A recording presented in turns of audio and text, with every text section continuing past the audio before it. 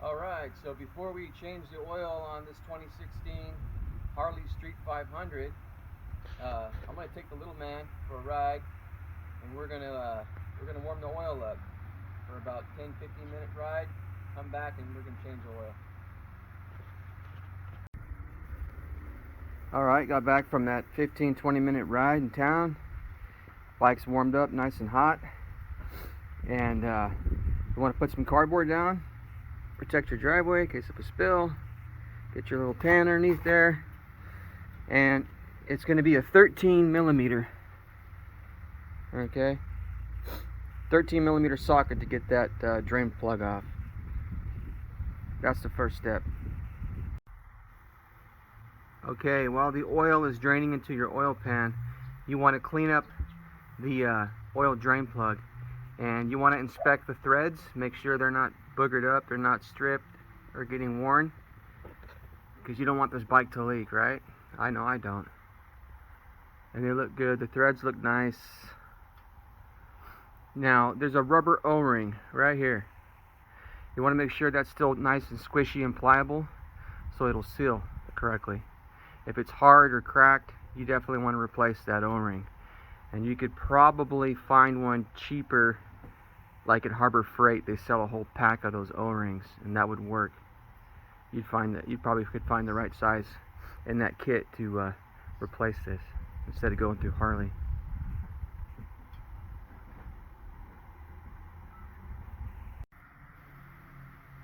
Okay, I'm going to go ahead and replace my O-ring just for giggles, man, just to make sure.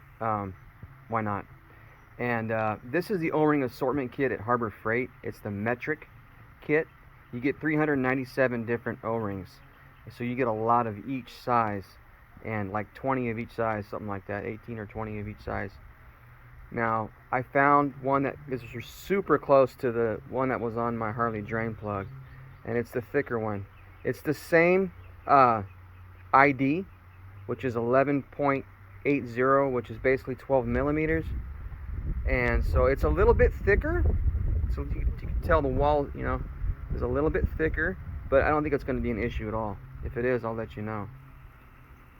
And so I'm going to replace that, put a little bit of oil on it, of course, before I put it on into the bike. Smooth a little bit of oil around that O-ring to help it, go up in there without ripping or tearing.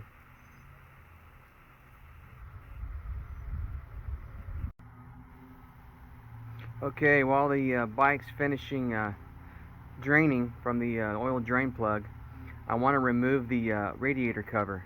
And there's two metric hex number 5, okay, 5 millimeter hex, and they have a socket kit with various different ones in a little kit, and they got it at AutoZone. I think that's where I got mine. It's a Duralast brand. They come in handy because certain things you got to have it, Anyway, you're going to remove those two bolts on the bottom, which are, let's see if you can see it. Bam! There's one there, and there's one directly on the other side. And then that plastic radiator cover will come off because that's in the way of your oil filter. Okay? Alright, so the radiator cover is removed. It just clips in at the top, it just pulls loose, so don't need to stress on that. Just those two bolts on the bottom, it'll come off. And I saw a video where the guy's saying you got to take the rectifier loose and out of the way, but honestly, I don't think that's necessary. Or maybe his bike was a year or two older or newer, and it's a just different setup, maybe. But it looks like there's plenty of room here to get this loose, with a pair of channel locks without damaging your rectifier. You just need to go about a quarter turn, and you can crack it loose a couple times, and it'll come out, no issues. So I'm going to just do that, and I'll let you know. Okay, this bike, this Harley Street 500s, they take 20W50. Alright, and it doesn't really matter as long as you change the oil. It doesn't matter what brand or specific formula. As long as it's 20W50 conventional motor oil. Do not use synthetic. A lot of times you'll use synthetic in these type of bikes, and for whatever reason it's too thin and whatever, and it's too slick, and you're going to have problems with your clutch slipping. Okay, I had it happen with another V-twin I have. So I'm going to stick with the conventional, and actually Harley does recommend you just use conventional. Anyway, I got this like on Amazon, I think, but the bike's going to, supposedly it takes like 3.7 quarts, which sounds about right. But so I'm going to put 3.7 more or less, and then I use an oil additive, just a little bit, okay, maybe an ounce and a half of this stuff called Maxi Lube. It's really great for motors. Extends the life of your engine, but like I said, you can't use too much of this additive because it will cause your clutch to slip. Okay. Now like I said, I'm gonna get the oil. Before I take the oil filter off, which I just showed you where that's located, I'm going to put a little bit of oil on my finger and coat this O-ring on the oil drain plug and install the oil drain plug and tighten it up before I remove the oil filter. Okay, so you want to get yourself a large pair of channel locks. I think this is a Harbor Freight brand. Pretty decent size. I want to say like 12 inches long. But it wraps around that filter perfect. And you're going to work it loose. And then you're going to move the oil pan underneath it. And then you're going to remove it the rest of the way by hand. That's the best way, so you're not getting your tool in that oil pan. Alright, so I had zero issues with this rectifier being in the way. Keep in mind this is a 2016 Harley Street 500 model bike.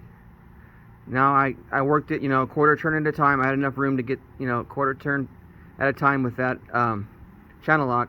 And now it's loose enough where I could just unscrew it by hand. I got my oil pan directly underneath it. There goes my oil. Let it drain off a little bit first before you completely unscrew it, and then you can always wipe up that mess over that bar going across the frame there. Not a big deal.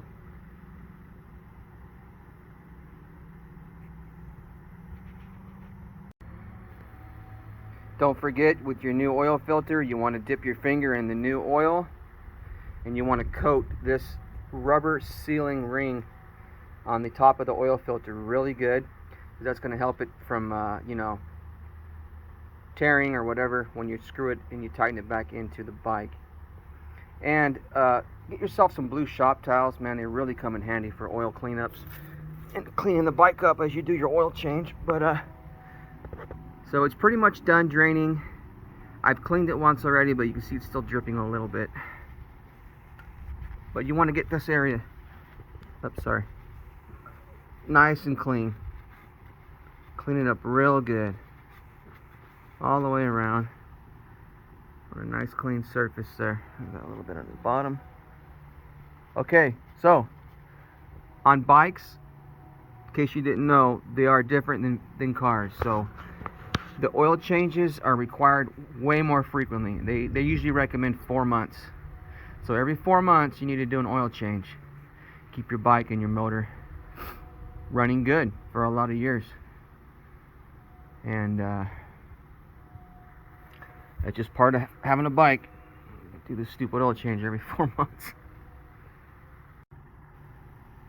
Okay, so I gently screwed in my oil filter till it got tight, till it stopped turning. Okay, then maybe get a rag. I don't know if you need some more. Well, maybe it's better with my hand here. See, you want to just go like half a turn past when it gets tight, and that's all you need, because the heat of the bike and whatever, it's going to make that thing seal super tight. And if you over tighten this thing, you could damage it, and you could also seize it up where it'll be so hard to get it off on your next oil change. So look, you're going to fill the bike up with your oil now that you got the drain plug in and the oil filter in, and you're going to let it run idle just right where it is on the kickstand, and let it get nice and hot, and check for leaks. If you do see a little bit of leakage underneath right here, sorry, right underneath here, see a drip forming or whatever, make sure you get nice and clean before you do this too, so you can make sure it's not old oil left on there. Okay, so see how nice and clean that is? So now once you let it idle and get hot, you're going to check for leaks. And if you see anything forming here, a drip or a drop of oil or whatever, then you just tighten this just a little bit, like a quarter turn more, about a quarter turn more at a time until it stops. But like I said, it shouldn't leak at all. We're going to find out.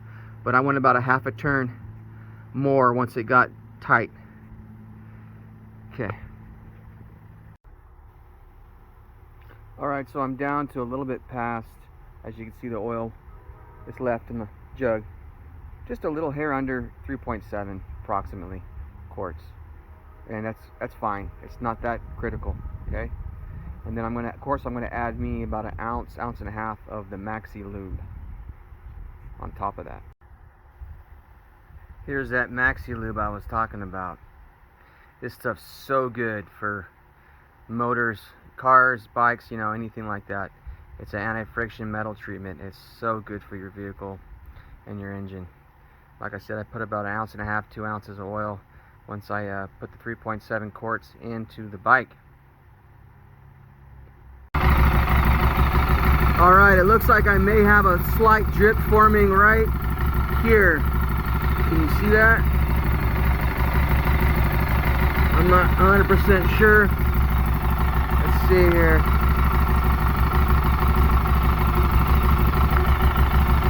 Yeah. Okay, so I'm gonna tighten it just a little more, and I'm gonna use the